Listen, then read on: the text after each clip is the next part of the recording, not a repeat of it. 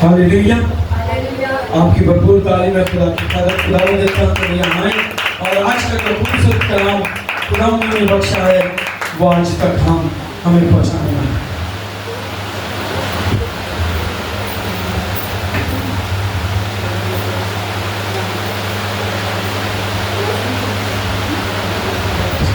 Hallelujah. In the name of Jesus, hallelujah. यीशु मसीह के बबरकत और कुदरत भरे नाम में जो अजीब मशीन खुदा कादिर अब्दियत का बाप और सलामती का शहजादा है, आप सबकी सलामती। Hallelujah hallelujah hallelujah.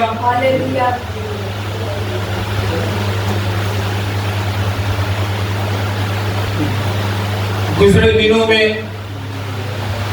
हमें ईद क़यामतुल मसीह बड़े जोश और जज्बा ईमानी के साथ मनाया। इन तमाम कामों के साथ ये सालाना इबादत, सालाना ईदें जो हम अपनी जिंदगी में ईमान के साथ गुजारते हैं, दर हकीकत कलाम अक़दस में मकसूद है ईमान बगैर ईमान के मुर्दा है। ईमान बगैर ईमान के मुर्दा है। सो आज खुदावंद के जिंदा कलाम में से इस बात को सीखेंगे कि ये जो गुजरे दिनों में हमने खुदावंद यीशु मसीह के मुर्दों में से जिंदा होने की ईद मनाई, ईद क़यामतुल मसीह, उस ईद को मनाने के साथ हमें अपनी जिंदगी पर गौर करने की जरूरत और इस बात को खास ध्यान में रखने की जरूरत है कि कहीं हम ऐसी जिंदगी तो नहीं गुजार रहे कि रस्मी काम तो हम सब अदा कर रहे हैं। साल में जितनी ईदें, जितनी इबादत, संडे के संडे इबादत करना, सुबह शाम दुआ करना, ये हम गुजार रहे हैं। क्या आया जो कुछ हम खुदा के घर में, इबादत गाह में जो कुछ हम सीखते और सुनते हैं, क्या वो अमली तौर पर मेरी आपकी जिंदगी में पाया जाता है? सो कलाम अक़दस मुक़द्दस पौलुस रसूल का खत अब्रानियों के नाम और उसके 10वें बाब की 38 आयत मुक़द्दसा पर गौर करेंगे। पौलुस रसूल का खत अब्रानियों के नाम, उसका 10 बाब और 38वीं आयत मुक़द्दसा। Chapter 10 verse 38। सो खुदावंद के जिंदा कलाम में यूं मरकूम है, और मेरा रास्तबाज बंदा, और मेरा रास्तबाज बंदा ईमान के साथ जीता रहेगा। मेरा रास्तबाज बंदा ईमान के साथ जीता रहेगा, और अगर वो हटेगा तो मेरा दिल उससे खुश ना होगा। खुदावंद के जिंदा कलाम के पढ़े और सुने जाने पर खुदावंद की बरकत। कलाम अक़दस में वाज़िया इस बात को क्लियर किया गया है कि मेरा रास्तबाज बंदा ईमान के साथ जीता रहेगा। उस ईमान के साथ जिसमें अमाल है, उस ईमान के साथ जिसमें हूं, संडे के संडे चर्च आना, सुबह शाम दुआ करना, ये काफी नहीं है। काफी अगर है तो वो ये है कि मेरा उठना, मेरा बैठना, मेरा चलना, मेरा फिरना, मेरा रफ्तार खुदा के कलाम और उसकी मर्जी के मुताबिक। फील्ड के अंदर हम काम करते हैं, बहुत सारे मैसेजेस में इस बात को दोहराया गया है कि आपको अपने क्रिश्चियन होने या मसीही होने का बताने की जरूरत नहीं पड़ेगी। अगर हमारा बोलचाल, अगर हमारा उठना बैठना, अगर हमारा चलना फिरना, अगर हमारी परहेजगारी खुदा के कलाम और उसकी मर्जी के मुताबिक होगी तो हमें बताने की जरूरत नहीं पड़ेगी, क्योंकि आपकी तस्वीर, आपकी जिंदगी, आपका काम, आपके अमाल दूसरों से अलग थलग होंगे। मुझे बड़ी अच्छी तरह याद है, बचपन में, लड़कपन में हमने क्रिश्चियनिटी के अंदर इस बात को देखा कि एक आदमी जिसने कर्ज लेना था, वो बहुत सारे हर पे आजमा चुका और उसने कर्ज एक क्रिश्चियन से लेना था, लेकिन वो उसे टाल मटोल हुलिये बहाने से वक्त गुजार रहा था। किसी दूसरे शख्स ने, जिसने कर्जा लेना था, उसको किसी दूसरे शख्स ने ये बात कही कि जाओ और इनके चर्च के पादरी को जाकर बोलो। क्या करो? इनके चर्च के पादरी को जाकर बोलो। जब वो पादरी के पास गया, जब वो पादरी के पास गया तो उसने सारी स्टोरी सुनी और एक पर्ची लिख कर दी। क्या किया? एक पर्ची लिख कर दी। उस पर्ची में सिर्फ एक ही बात लिखी हुई थी कि तूने मसीहियत को कब से छोड़ दिया, तूने मसीहियत को कब से छोड़ दिया है। क्या तूने मजहब को तब्दील कर दिया? क्या तू गैर मजहब में चला गया जो बेईमानों जैसा काम कर रहा है? और जब उस शख्स ने वो पर्ची ली, उसने बोला पढ़ना नहीं है। क्या नहीं करना? इसको पढ़ना नहीं है, लपेट कर ले जा और उस मसीही के हाथ में जाकर दे देना जिससे तूने कर्जा लेना। और वो शख्स गया और उसने वो पर्ची उसके हाथ में दी और उसको बोला कि ये पादरी साहब ने दी है। किसने दी है? पादरी साहब ने दी है। उसने वो पर्ची खोली और जब उसने वो पर्ची पढ़ी तो उसको अपनी खता, अपनी गलती, अपनी कमजोरी याद आई, उसके सामने आई और उसने पर्ची लेकर जेब में डाली और उसको बोला रुको एक मिनट, और अंदर गया और पैसे लेकर आया और उसको दे दिए। वो शख्स पैसे लेकर घर नहीं गया, वो शख्स पैसे लेकर घर नहीं गया, सीधा पादरी साहब के पास गया और उसने जाकर उसको सिर्फ पूछा। उसने बोला पादरी साहब, सालों साल हो गया मुझे इससे कर्जा वापस नहीं मिल रहा,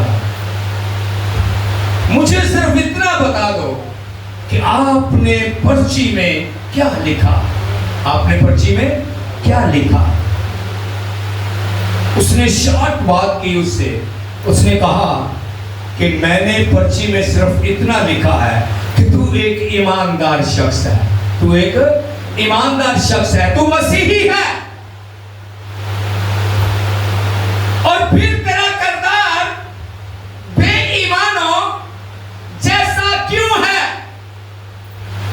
उसने बोला इसके अलावा मैंने कुछ नहीं लिखा कि कब से तू बेईमान हो गया, कब से तू बेईमान हो गया है। और वो शख्स उस पादरी साहब के सामने घुटनों के बल हो गया। उसने कहा कि इतनी सी बात पर उसने मेरा कर्ज वापस कर दिया है, जो सालों महीनों में मुझे नहीं मिल रहा था, वो आपकी इस पर्ची से मुझे फौरी तौर पर उसने अदा कर दिया। सो ईमान आपके किरदार से जाहिर होंगे। बहुत दफा हम एक दूसरे के सामने जब बात करते हैं, मैं यूं करता हूं, मैं ऐसे करता हूं, मैं इस तरह दुआ करता हूं, मैं कलाम पढ़ता, मैं इस बात को सीखता हूं और अवे करता हूं कि इन चीजों की जरूरत नहीं पड़ती। अगर मेरा किरदार कलामे खुदा के मुताबिक है तो इन चीजों की जरूरत नहीं पड़ती। आज कलामे अक़दस में हमें यह मिलता है कि खुदा के कलाम के मुताबिक अगर हम जिंदगी नहीं गुजारते, अगर हम ईमान के अंदर ईमान को शामिल नहीं करते, अगर हमारा ईमान के बगैर है, तो कलामे खुदा में लिखा है कि अगर वो हटेगा तो मेरा दिल खुश ना होगा। आयते मुकद्दसा के अंदर हमने पढ़ा, और मेरा रास्तबाज बंदा ईमान से जीता रहेगा, और अगर वो हटेगा तो मेरा दिल खुश ना होगा।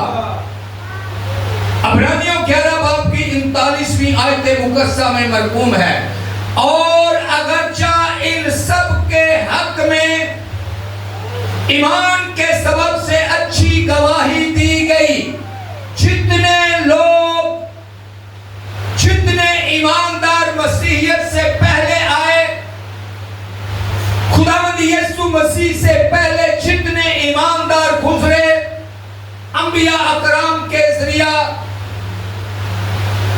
कलामे अक़दस में लिखा है कि सबब अगरचा इन सब के हक में ईमान के सबब से अच्छी गवाही दी गई, कि उनके अच्छे कामों, अच्छी बातों, अच्छी जिंदगी की गवाही दी गई,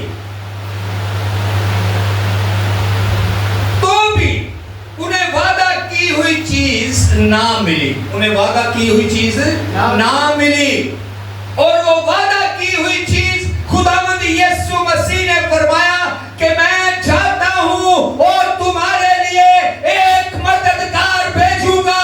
हालेलुया, तुम्हारे लिए एक मददगार भेजूंगा। और वो मददगार कौन सा है? खुदा का पाक रूह। वो मददगार कौन है? खुदा का पाक रूह।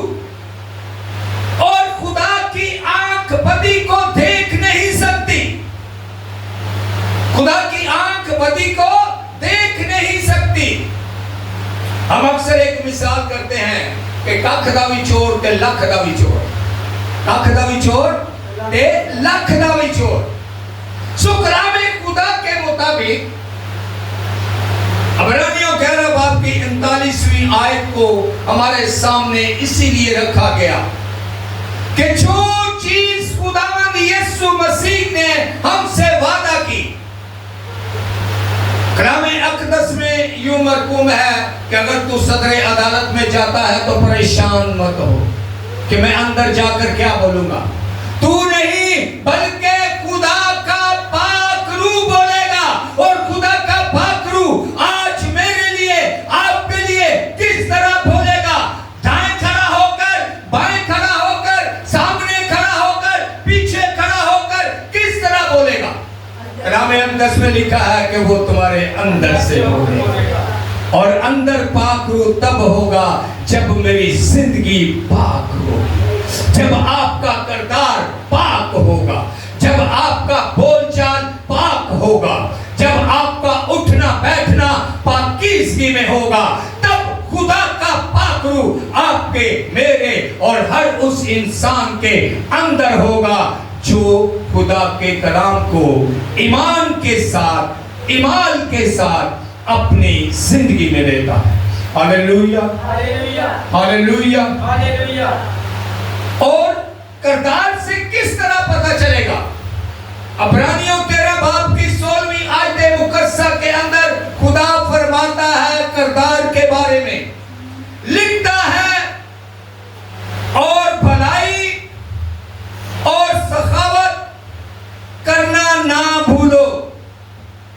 बहुत दफा ऐसा होता है जिंदगी के अंदर, हम कहते हैं इसने तो हमारे साथ ऐसा किया, इसने तो हमारे साथ ऐसा किया है। आप हो, मैं हूं, कोई भी हो, इंसान होते हुए हमारे सामने, अजीज रिश्तेदारों में, बहन भाइयों में, मेल मिलाप वालों में, हेलो हाय वालों में, सबके सामने हमारे अंदर एक बात होती है कि वो मेरे साथ इस तरह चलता है, लिहाजा मैं भी ऐसे ही चलूंगा।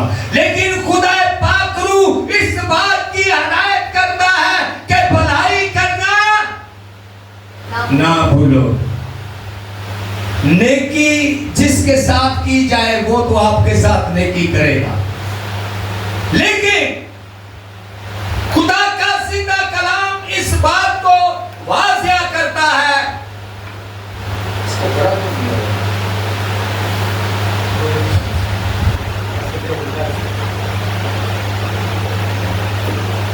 कलाम खुदा में मरकूम है कि जो तेरे साथ बदी करने वाले के साथ बदी नहीं, बल्कि खुदा के कलाम और उसके मर्जी के मुताबिक बदी के बदले भलाई करो। जो तुम्हारा बुरा चाहता है उसका अच्छा चाहो। कलाम अक़दस में यूं भी मरकूम है कि अपने दुश्मन के लिए क्या करो? दुआ करो। और बाकी मज़ाहिब में, कौमों में क्या होता है? दुश्मन के लिए बद्दुआ की जाती है, दुश्मन के लिए बद्दुआ की जाती है। यही मसीहियत में और बाकी मानदा लोगों में फर्क है।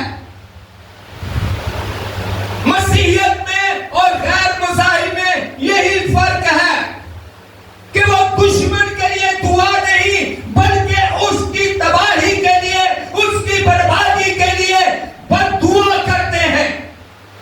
लेकिन मेरा आपका खुदा, मेरा आपका फिदिया देने वाला, मेरा आपका मुआफ करने वाला, मुझे आपको जिंदगी देने वाला फरमाता है कि अपने दुश्मन के लिए क्या कर? दुआ कर। अपने दुश्मन के लिए क्या कर? दुआ कर। Hallelujah, hallelujah. दुश्मन के लिए दुआ कर। और ये बहुत मुश्किल वक्त के मुताबिक है। हमारे माहौल, हमारे समाज, हमारी दुनिया में ऐसा होना बहुत मुश्किल है। और इसीलिए कलाम खुदा में लिखा है कि मेरा रास्तबाज बंदा ईमान के साथ जीता रहेगा। और ईमान के साथ ऐसे ईमान की जरूरत है कि हम खुदा के कलाम को अपनी जिंदगी में अमली जामा पहनाएं। खुदा का कलाम हमारी जिंदगी के अंदर फलदार साबित हो। खुदा का कलाम हमारी जिंदगी में महफूज हो और ये आपके मेरे करदार से जाहिर होगा। Hallelujah, hallelujah, hallelujah, hallelujah. कलाम अक़दस के मुताबिक यशायाह नबी की किताब, उसका 51वां बाब और 7वीं आयत मुकद्दसा के अंदर मरकूम है, ऐ सदाकत शनाहो, ऐ सदाकत शनासो, सच्चाई को सुनने वालों। सदाकत का मतलब सच्चाई। ऐ सदाकत शनासो, मेरी सुनो। ऐ लोगों जिनके दिल में मेरी शरीयत है, ऐ लोगों जिनके दिल में मेरी शरीयत है, इंसान की मलामत से ना डरो। कलाम खुदा में मरकूम है, यहोवा खुदा फरमाता है कि जिनके दिल में मेरी शरीयत है, जिनके दिल में मेरा कलाम है, जिनके दिल में मेरे अहकामात हैं, जिनके दिल में मेरा कलाम है।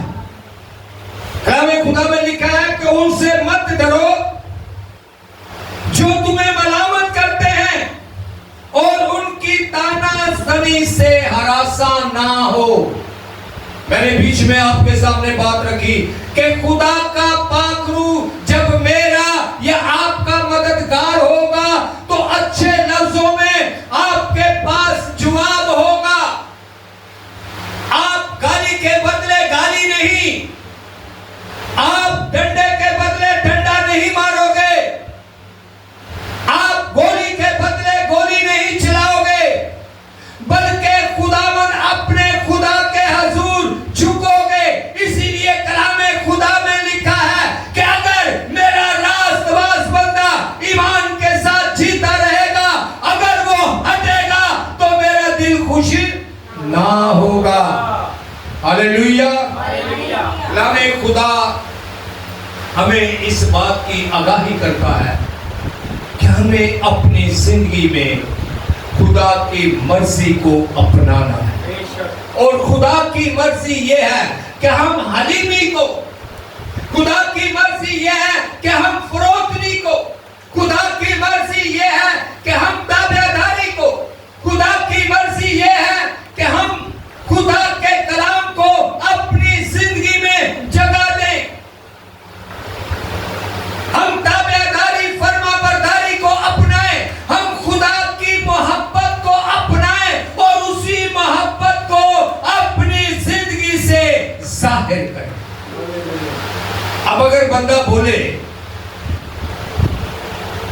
हम अगर अपनी जिंदगी में नजर मारें अपने अजीज रिश्तेदारों में, अपने करीबी लोगों में,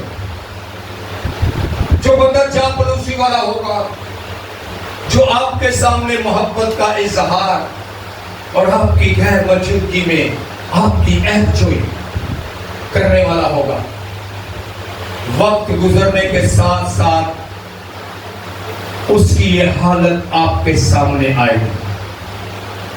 एक दिन आता है कि आपको पता चल जाता है कि ये मुंह से तो मोहब्बत का इजहार कर रहा है, लेकिन इसका दिल मेरे लिए अच्छा नहीं है, ये कभी भी मेरे लिए अच्छा नहीं सोचता, ये कभी भी मेरे लिए अच्छी बातों को अंजाम नहीं देता।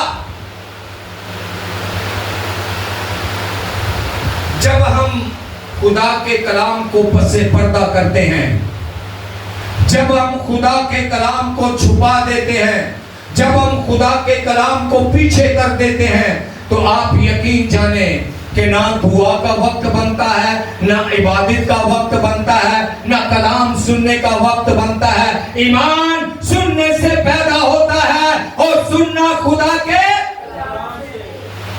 और अगर महीना महीना, 2 महीने, 3 महीने जिसने कलाम ही नहीं सुनना, महीने में 4 संडे, 5 संडे हर महीने में आते हैं, किसी में 4, किसी में 5। जैसे कि अगर स्टार्ट की तारीखों में 1-2 तारीख को इतवार आ जाता है तो 30-31 तक 5 संडे बन जाते हैं। और अगर 7 को 8 को इतवार आता है तो 4 इतवार बनते हैं, इस तक 4 इतवार बनते हैं। सो हर महीने में 4-5 इतवार आते हैं। और अगर हम संडे सर्विस में वक्त नहीं देते, अगर हम संडे सर्विस में वक्त नहीं देते तो खुदा के कलाम को नहीं सुनते, और जब खुदा के कलाम को नहीं सुनते तो खुदा की बातों से बेपहरा होते। आखिरी आयत मुकद्दसा में हमने पढ़ा कि ऐ सदाकत शनासो मेरी सुनो, ऐ लोगों जिनके दिल में मेरी शरीयत, शरीयत किसके दिल में होगी? जिसने कलाम पढ़ना ही नहीं, जिसने कलाम सुनना ही नहीं, उसके अंदर शरीयत कहां से होगी? वो बहुत सारी बातों को, कलाम की बातों को, खुदा के कामों को इग्नोर कर जाता है। और बहुत दफा ऐसा होता है कि हम इस बात का भी इजहार करते हैं कि दुनिया में रहना है तो दुनिया के साथ चलना है, दुनिया में रहना है तो दुनिया के साथ चलना है। और कलाम खुदा में एक आखिरी बात आपको बताता चलूं। खुदावंद यीशु मसीह का फरमान है, जो जिस्म है वो दुनिया का है। जो जिस्म है वो दुनिया का है। नाइट शिफ्ट की, सुबह 6 बजे 7 बजे घर आया, अब संडे सर्विस से गैर हाजिरी कि मैंने रात नौकरी की। आपको ऐसे लोग भी मिलेंगे। 8 बजे वापसी है, 8:30 बजे 9 बजे वो चर्च में ड्यूटी से 8 बजे वापसी है और 8:30 9 बजे वो चर्च में है। जो जिस्म है वो दुनिया का है। कलामे खुदा में मरकूम है, जो जिस्म है वो दुनिया का है और जो रूह है वो किसका है? खुदा का है। जो रूह में है वो किसका है? खुदा का।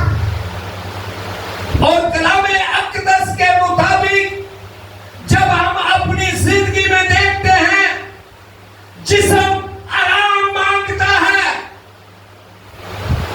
रात के ही रिश्तेदारों के पास गए, देर से घर वापस आए, हफ्ते की रात की बात कर रहा हूं। सुबह चर्च नहीं आना, क्यों? हम देर से आए थे। हम क्या कर रहे थे? फलां जगह गए थे, फलां काम में थे, देर से आए थे। अब ये बताएं कि वो जिस्म जो रात 12-1 बजे किसी काम से वापस आता है और आराम की खातिर वो खुदा के कलाम को, खुदा की इबादत को इग्नोर कर देता है, वो दुनिया का है या खुदा का? दुनिया का है। और मैंने एक मैसेज के अंदर, मुझे बड़ी अच्छी तरह याद है कि जो जिस्म है वो दुनिया का है और जो रूह है वो खुदा का है। जिस्म आराम मांगता है और रूह कहता है उठ और दुआ कर। और रूहानी लोग, शरीयत को अपने सीने में रखने वाले लोग, जो लोग खुदा के हैं, वो कितने भी थके हुए हों, वो कितने भी मसरूफ हों, वो रात के पैरों में दुआ का वक्त निकालते हैं। वो संडे के संडे चर्च में टाइम देते हैं, क्योंकि जिस्म आराम मांगता है और रूह फरमाता है उठ और दुआ कर। जिस्म खाना मांगता है पेट भरने के लिए, जिस्म रोटी मांगता है और रूह फरमाता है कि इंसान, मेरे साथ रहिएगा, इंसान रोटी ही से जीता ना रहेगा, बल्कि हर उस बात से जो खुदा के मुंह से निकलती है। हालेलुया। और खुदा के मुंह से निकलने वाला ये खुदा का जिंदा कलाम है। हालेलुया। खुदा के मुंह से निकलने वाला ये जिंदा कलाम है। जिस्म रोटी मांगता है और रूह फरमाता है कि जो इंसान सिर्फ रोटी ही से जीता ना रहेगा, बल्कि हर उस बात से जो खुदा के मुंह से निकलती है। और ये सारा कलाम खुदा के मुंह की बातें। मैं अक्सर एक बात करता हूं, बहुत सारे लोग इस बात पर खड़े होते हैं कि खुदा की मर्जी को कौन जानता है। खुदा की मर्जी को हम नहीं जान सकते, लेकिन मैं जो सीखता हूं उसी को आप तक अवे करता हूं। खुदा की मर्जी ये है, खुदा की मर्जी खुदा का जिंदा कलाम है। जो कलाम को जानता है वो खुदा की मर्जी को जानता है। और जो लोग ये बात करते हैं कि हम खुदा की मर्जी को नहीं जानते, हम नहीं जान सकते खुदा क्या चाहता है, इस कलाम में अक़दस में खुदा ने सब बता दिया कि मैं क्या चाहता हूं। हालेलुया। इस कलाम में अक़दस में खुदा ने बता दिया कि मैं क्या चाहता हूं, किन कामों से मैं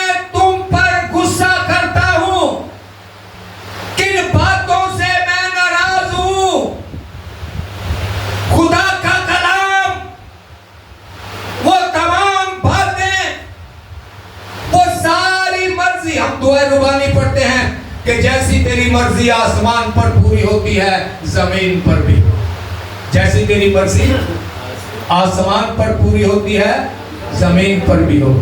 और 100 में से 75% हम दुनिया की तरह दुआए रुबानी पढ़ते हैं। किसकी तरह पढ़ते हैं? दुनिया की तरह। और जो रूहानियत में, जो रूह में हमारे बाप पढ़ता है, वो जानता है कि आसमान पर उसकी मर्जी पूरी होती है और जमीन पर उसकी मर्जी तब पूरी होगी जब इस फुट 1.5 फुट की जमीन पर जिस पर मैं खड़ा हूं, अगर इस फुट 1.5 फुट पर मैं उसकी मर्जी को पूरा करूंगा तो जमीन पर उसकी मर्जी पूरी होगी।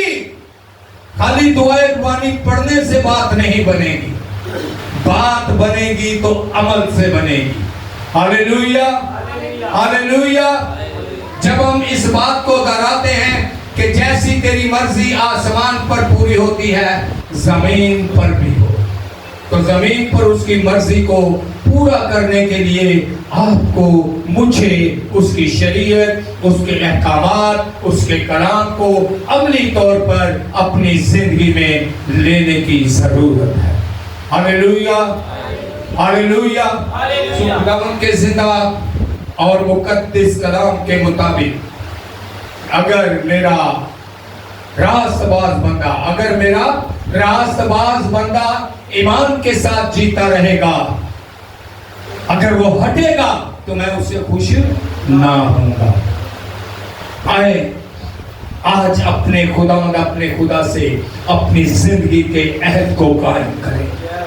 खुदा की मर्जी को अपनी जिंदगी में, अपने खानदान में, अपने चारों तरफ, अपने माहौल में खुदा की मर्जी को पूरा करें, ताकि जब वो बादलों पर आए तो हम हवा में उड़कर उसका इस्तकबाल करने वाले हों। आखिरी लफ्जों में ये कहूंगा कि हवा में उड़कर इस्तकबाल करना मजाक की बात नहीं है।